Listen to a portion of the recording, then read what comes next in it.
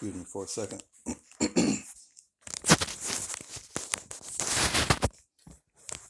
All right, so all praise to YAHAWAH.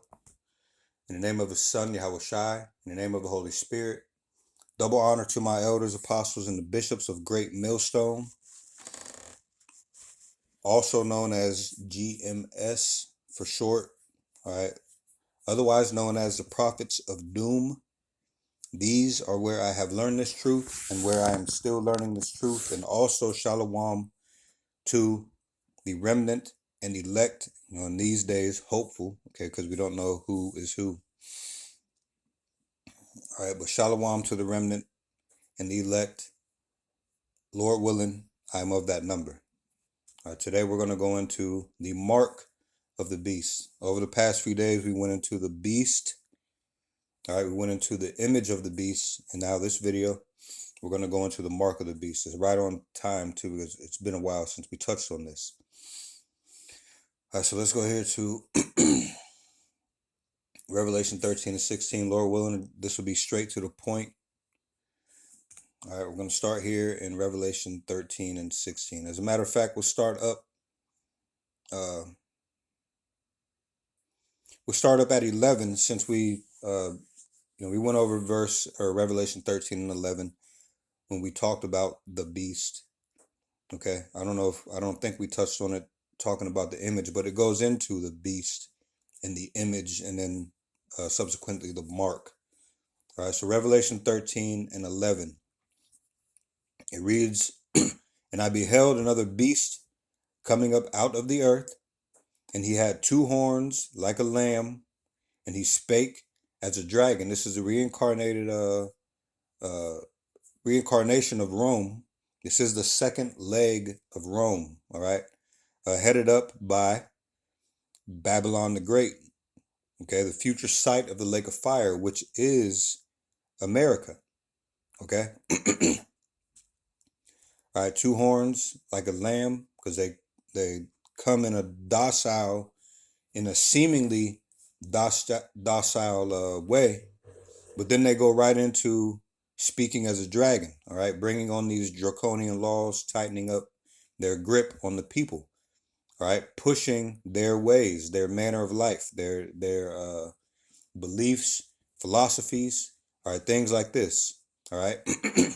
And it doesn't matter which side you vote for, all right, because both sides are the left and right wing of the same bird, all right, are the left and right steps that this beast system takes forward, okay. They apply their craftiness, their cunningness, their slyness, all right, as we went over when we spoke about the image of the beast. Okay, Revelation 13 and 12, "And he exerciseth all the power of the first beast before him." If the Lord allows you, all right, deems you worthy to see and understand, all right, you will look around and see that. And I don't mean just with eyes. I mean with everything, all these philosophies, all right, these beliefs, they get you to look outwardly. I mean, outside of the Lord. Look at these holidays, these months, all right, the inauguration, the government, the buildings, all right. When we looked at the Renaissance era, it was the architecture, the art, the medical, okay, all right. And there's more than just those things, all right. They went to the physical things that you can see, all right, but there's more to that. You have to dive a little deeper, all right, to realize that this is the same system that is reincarnated from Rome, all right, and not that Rome didn't take from Greece, and not that Greece didn't take from, all the way back to Egypt, all the way back to Samaria, all right. It absorbed these other pagan beliefs, and they put a nice little bow around it, all right, made it pleasing to the eyes, to the flesh, okay, and the world eats it up. Okay, Revelation 13 and 12, "And he," speaking of the beast, all right, "exerciseth all the power of the first beast before him, and causeth the earth and them which dwell therein to worship the first beast, whose deadly wound was healed." Again, this is the reincarnated spirit of Rome. This is the second leg of Rome. Now let's get up here and give this description of the first beast to show that it is ultimately Rome, because of the that's when the Edomite Empire took a hold. All right, all right. Started with the Greeks, and I'm speaking of the Edomite Empire. Started with the Greeks, and it really got a hold of the world. All right, when it came to Rome. Revelation 13:2. And the beast which I saw, this is speaking about the first beast, okay? And the beast which I saw was like unto a leopard, again, because it started with Greece, and his feet were as the feet of a bear, because the end of the thing is its feet, okay? And Gog and Magog, all right, which is Russia, the land of Russia, the people of the land, okay? They are going to be the chief, the leading entity that gathers all the other countries that are outside of this beast system, which is EU and NATO, okay? And they're going to come against this place, all right? They're going to head up the power that takes this place down. Of course, outside of, I mean, through the spirit and power of Yahawah and YAHAWASHI, all right? This is what he set this country up for. This is what he set, the scriptures is what he set all the people up for. All right, we're just playing these things out, all right? It says, in his mouth as the mouth of a lion, and the dragon gave him his power and his seat and great authority. All right. Operating on the same level, on the same vibration as the Roman Empire. All right. But it's all a part of the Edomite Empire. Okay. Revelation 13:13, and he doeth great wonders, so that he maketh fire come down from heaven on the earth in the sight of men. All right. Hiroshima, Nagasaki. All right, the DEWs, or direct energy weapons. Okay, we've all heard of this. Okay, we've all heard of these things. Revelation 13:14, and deceiveth them that dwell on the earth by means of those miracles, which he had power to do in the sight of the beast. All right, this goes to the technologies that are coming upon this earth.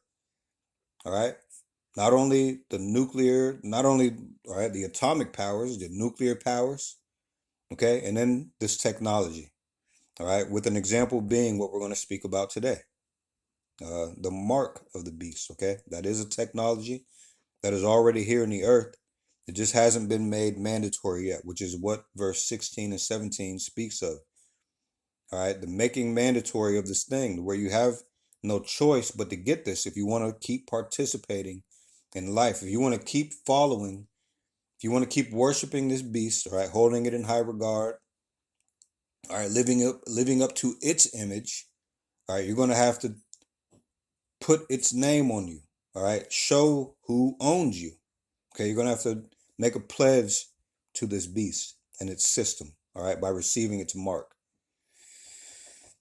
So Revelation 13:14 again, and deceiveth them that dwell on the earth by the means of those miracles which he had power to do in the sight of the beast, saying to them that dwell on the earth that they should make an image to the beast.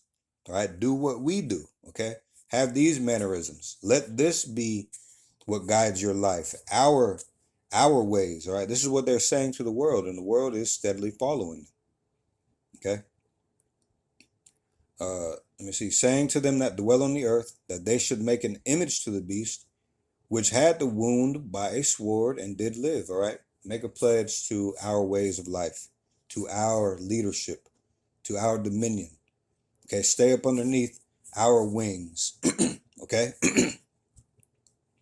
Revelation 13:15, and he had power to give life unto the image of the beast, all right? All their ways and philosophies, people are following, okay? This beast system is alive and well, and people are, okay, allowing this by following these things. The beast is speaking, okay, all right.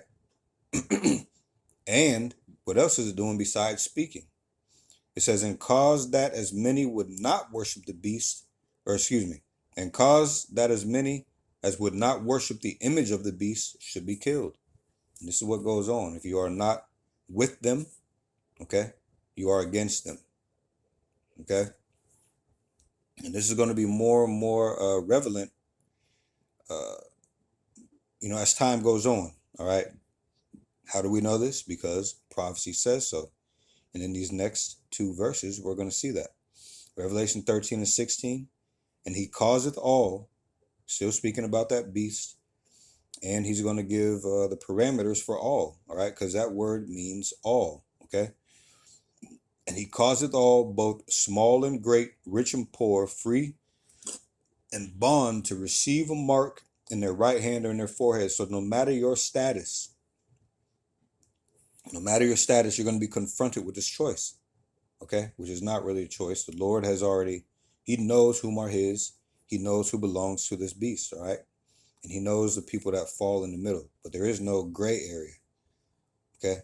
You might as well be on the other side if you call yourself being in that gray area where you don't want to pick a side. You straddling the fence, okay? The ones in the gray area still are people who are considered to not follow the Lord, all right? You're lukewarm, okay? And you're not following the truth of it anyway, all right? Maybe that's the case. Okay, so where were we here? Let me read that again. And he causeth all, both small and great, rich and poor, free and bond, to receive a mark in their right hand or in their foreheads. All right. So you walk after this beast and you receive his mark, showing who you belong to, showing your what's that word? Allegiance. All right, by receiving his mark. Revelation 13 and 17, also again pointing to that causeth all part, all right? The causeth all, making mandatory of, all right? It says, in that no man might buy or sell, save he that had the mark, or the name of the beast, or the number of his name. Okay, so if you want to continue in this society with the buying and selling of things, you're going to have to receive this mark, which is technology. Okay, it is a piece of technology. All right, and it acts as the name, all right, the beast's name, or the number of his name. All right, you are a number in his system. All right, and you're going to receive this pledge, right, to show who owns you. And that's what it boils down to. All right, are you going to choose staying in this society, being comfortable? All right, so you're going to receive this mark. All right, a good clue is, how are you walking today? Are you listening more to the world? Are you following in the world's ways? Or are you going in the ways of the Lord to the best of your ability? All right, there's no two ways about it. All right, there's no two ways about it. So let me check this time really quickly. All right, no, there's still time. I'm gonna keep going. So thought I was gonna have to split this up. All right, so this mark. All right, let's go in here, look for this word mark.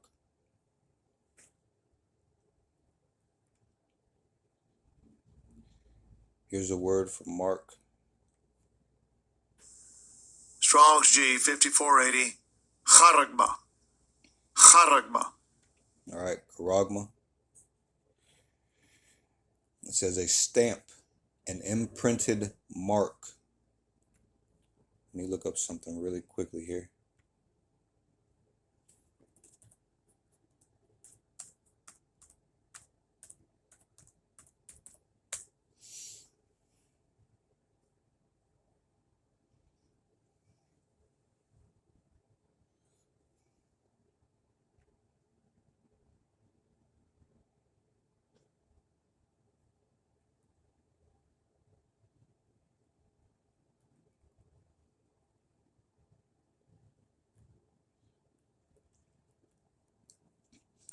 All right, they're giving me the definition of imprint. Imprint. All right, it says impress or stamp a mark or outline on a surface or body. All right, similar words: stamp, punch. Okay, print. Let's look at punch really quick. course, we know to strike with fist. All right.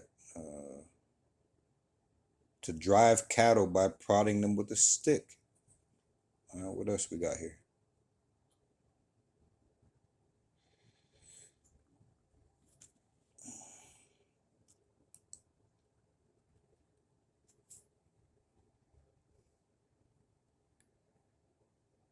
Let's see. As a matter of fact, I want to look up.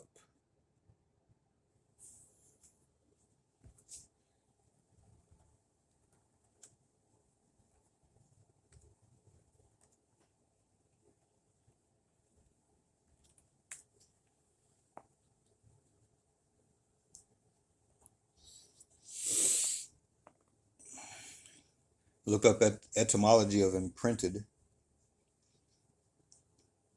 It says late Middle English, originally as imprint, from Old English imprintier, based on Latin imprimere, from in or into. Okay, to press into. All right, so let's go back here. I'm gonna keep that open for a second.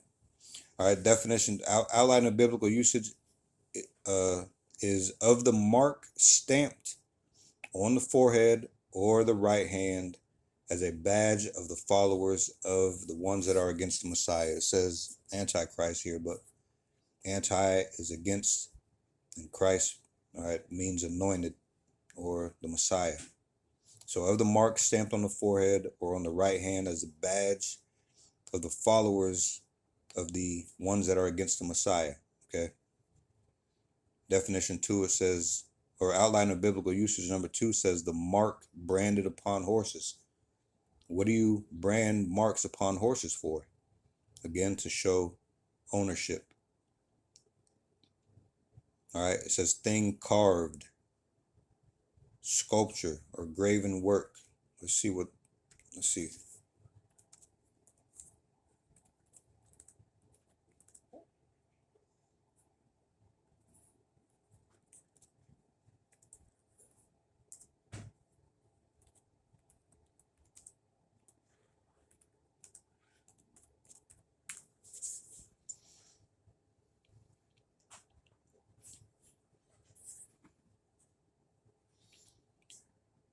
I asked, what does graven work mean? It says the phrase graven work or graven image refers to an object that has been carved or sculpted, typically from stone or wood, and is used as an object of worship or as a representation of a deity. Okay. It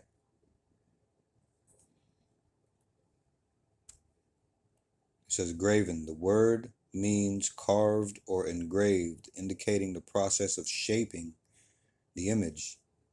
All right, don't they have to do this to make this micro C-hip? Okay. Let me see.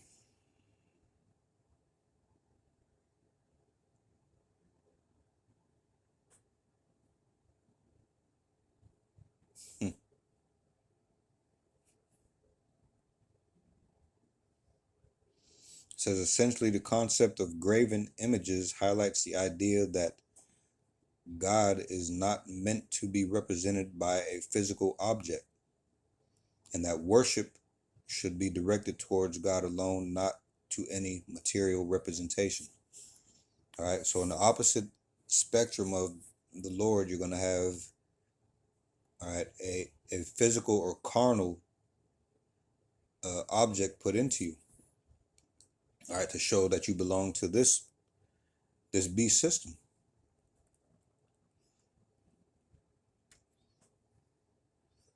All right, down here in Strong's definition, it says a scratch or etching, i.e. stamp, as a badge of servitude, because that's ultimately what you're doing. You're going to be in servitude to the ones that are against the Messiah.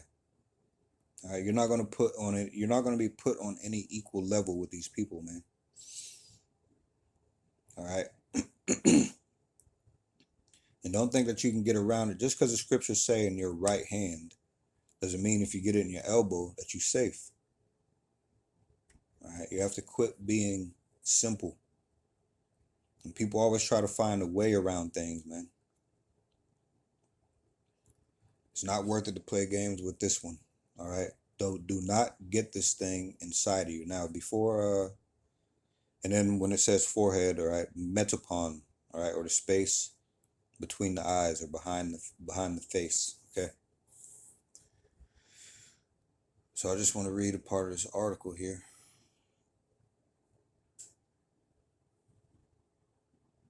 Give me a second.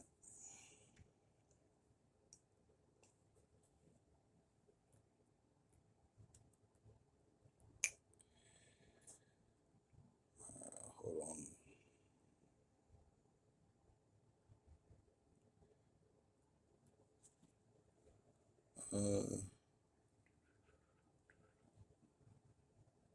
Okay, here it is up here. All right, this article is called "What is the Fourth Industrial Revolution?" from 2016. All right, we're just going to read a little bit of this.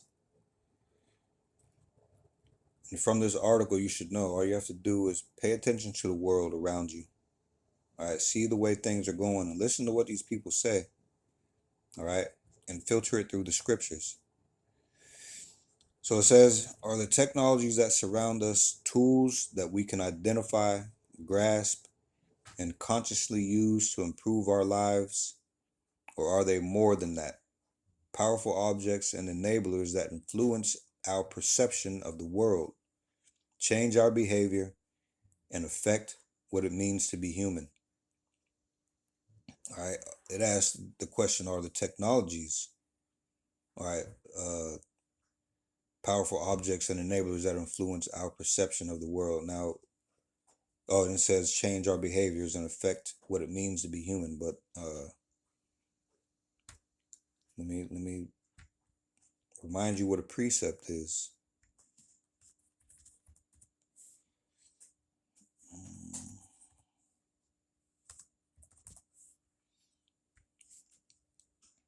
This is a precept. Precept. A general rule intended to regulate behavior or thought. This is what we look to change our behaviors and our thoughts. All right, we don't look to a physical piece of technology to do this, but this is what they're pushing towards. All right. It says technologies are emerging and affecting our lives in ways that indicate we are at the beginning of a fourth industrial revolution, a new era that builds and extends the impact of digitization in new and unanticipated ways. That's a lie. All right. The scriptures always pointed towards this happening. It says it is therefore worthwhile taking some time to consider exactly what kind of shifts we are experiencing and how we might collectively and individually ensure that it creates benefits for the many rather than the few. All right. So this part of the article, the subheading says, when were the other industrial revolutions? And I'm only going to read, let me see.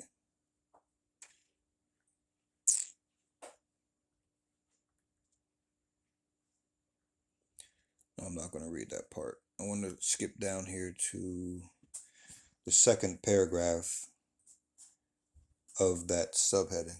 All right.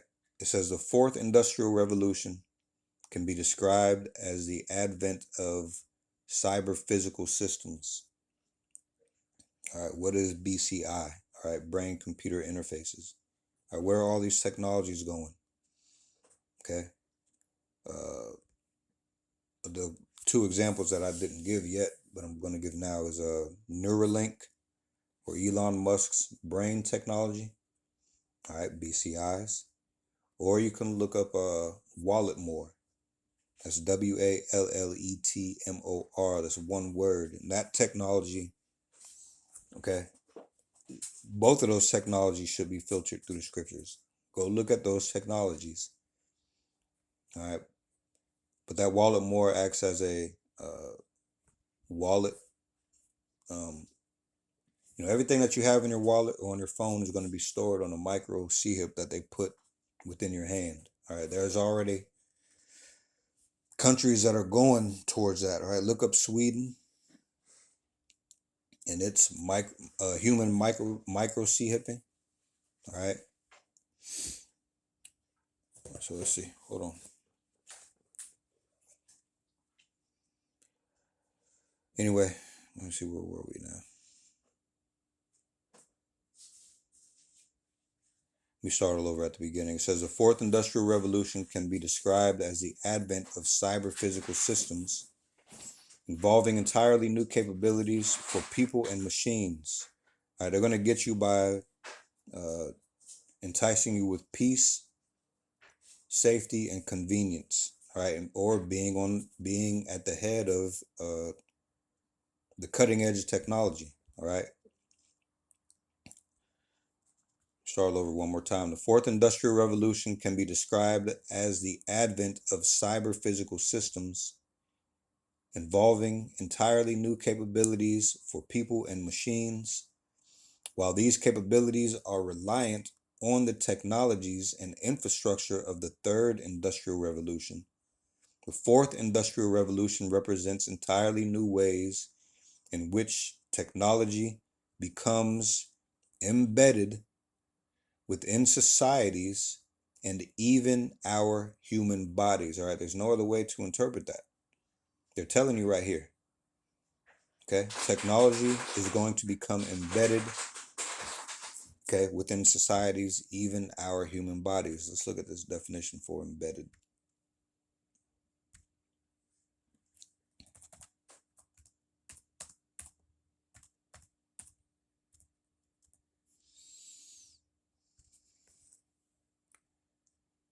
Embedded. All right, it says of an object fixed firmly and deeply in a surrounding mass, implanted. Okay, what's this word implanted? Implant.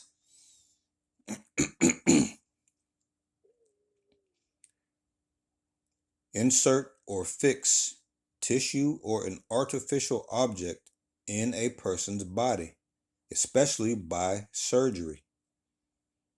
Okay, similar words: insert, embed, bury, lodge, place, put in place, install. Okay. So they told you right there in that article. Okay, not that the scriptures didn't tell you first, but all right, we go to these other articles to show you. All right, they are telling you exactly what we are telling you, just using different words. Okay. Let's go to this word for causeth. All right, it's going to be the Greek word poieo. We're going to look at this definition really quick.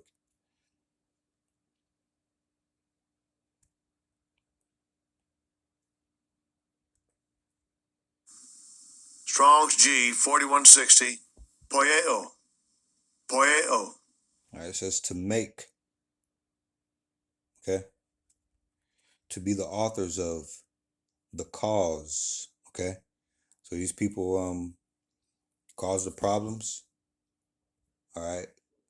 That makes a certain reaction, that brings on a reaction so that they can present their savior. All right.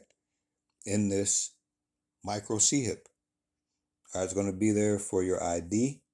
It's going to have all your medical data, your car keys, safe keys, house keys, office keys. All right, it might even have your carbon footprint on there. Okay. Amongst other things, like right now they have these things called Fitbits. All right, that's going to be a something that entices you. Okay, the quicker that they can look at you and get alerted on what your health is, the quicker they can stop a disease before it even starts. All right, things of this nature. Okay, down here in the definition of poieo, it says to make ready and so at the same time to institute. All right, problem, reaction, solution. Okay? This is what happens. All right? The scriptures have pointed everyone out. All right? No matter who you are on this planet, the scriptures have included you. All right? And it points you out without a doubt.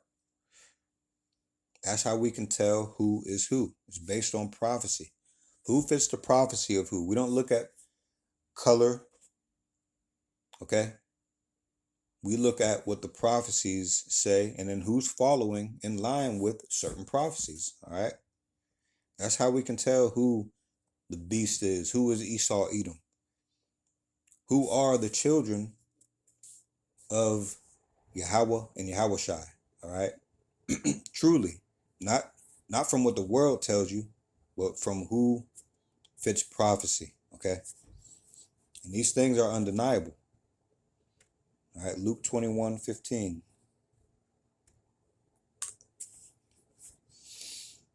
All right, for I will give you a mouth and wisdom which all your adversaries shall not be able to gainsay nor resist. You can't, there's nothing you can do to come against this truth.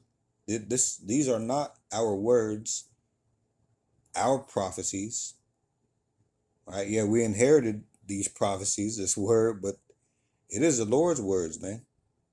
How does he know this? Because he made everything to fall in line with what he is saying. All right. So who is he giving a mouth and wisdom to? Let's look. This is Amos chapter 3. It says,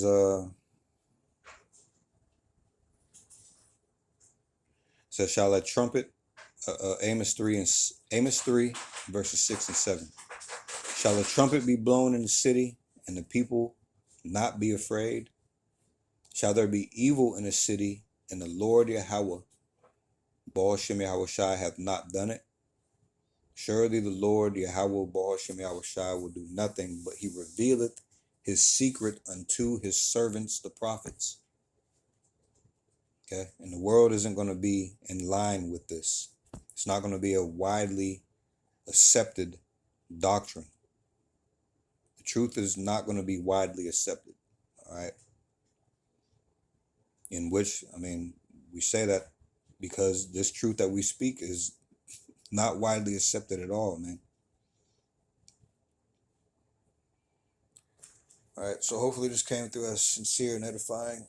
Do not take the MOTB. Do not take the charagma. Do not take the micro C-hip or the RFID C-hip.